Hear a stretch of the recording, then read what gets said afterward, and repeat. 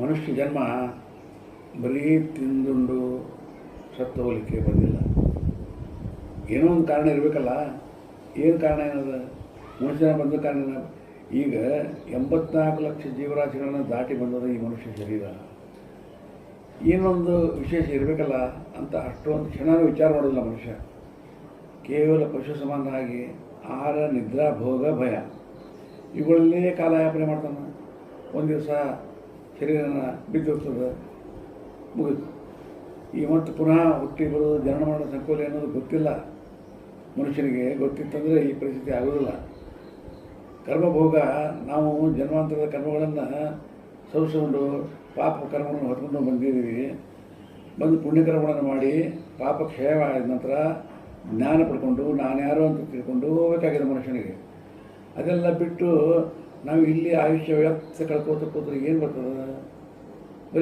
ಬರೀ ಏನು ಮಾಡಿ ಮನುಷ್ಯ ಪ್ರಪಂಚದ ನೋಡ್ರಿ ಎಷ್ಟು ಆಕರ್ಷಣೆ ಇರ್ತದೆ. ಕೇವಲ ಮುಂಜಾನೆಯಿಂದ ಸಾಯಂಕಾಲವರೆಗೆ ಆಹಾರ, ನಿದ್ರಾ, ಭೋಗ, ಭಯ ಇಷ್ಟು ಬಿಟ್ಟರೆ ಬೇರೆದು ಏನೂ ಇಲ್ಲ. ಒಂದು ಕ್ಷಣ ವಿಚಾರ ಮಾಡೋದಿಲ್ಲ. ಭಾಳ ಆದರೆ ಸ್ವಪ್ರತಿಷ್ಠೆ, ಮನುಷ್ಯನ ಅಹಂಕಾರ, ನಾನು ಅದು ಮಾಡಿದೆ, ಇದು ಮಾಡಿದೆ, ಅಷ್ಟು ಸಂಪಾದನೆ ಮಾಡಿದೆ, ಇಷ್ಟು ಸಂಪಾದನೆ ಮಾಡಿದೆ ಅಂತ ಎಲ್ಲ ಬಿಟ್ಟು ಹೋಗ್ಬಿಡ್ತಾನೆ. ಗಾಳಿ ಕೊಟ್ಟಿದ್ದ ದೀಪದಂಗೆ ಈ ಬದುಕು ಅನ್ನೋದು ಮರೆತು ಬಿಡ್ತಾನೆ.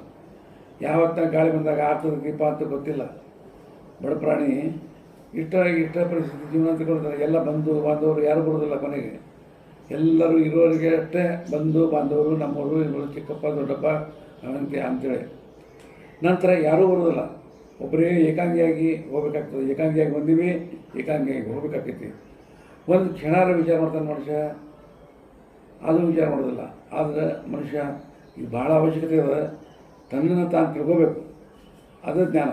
ತಾನು ಯಾರು ಅಂತ ತಿಳ್ಕೊಂಡಾಗ ಆ ಜ್ಞಾನದೊಳಗೆ ಮತ್ತು ಮನುಷ್ಯನಿಗೆ ಆವಾಗ ಗೊತ್ತಾಗ್ತದೆ ದೇವರು ಯಾರು, ನಾವ್ಯಾರು, ನಾವು ಎದಕ್ಕೆ ಬಂದೀವಿ ಅನ್ನೋದು ತಿಳಿತದೆ. ಸ್ವಲ್ಪ ವಿಚಾರ ಮಾಡಬೇಕು. ಕೆಳಗೆ ಬಹಿರ್ಮುಖದಿಂದ ಆಗಿದ್ದು ಬಿಟ್ಟು ಸ್ವಲ್ಪ ಅಂತರ್ಮುಖಿ ಆಗ ಎಲ್ಲರಿಗೂ ಗೊತ್ತಾಗ್ತದೆ.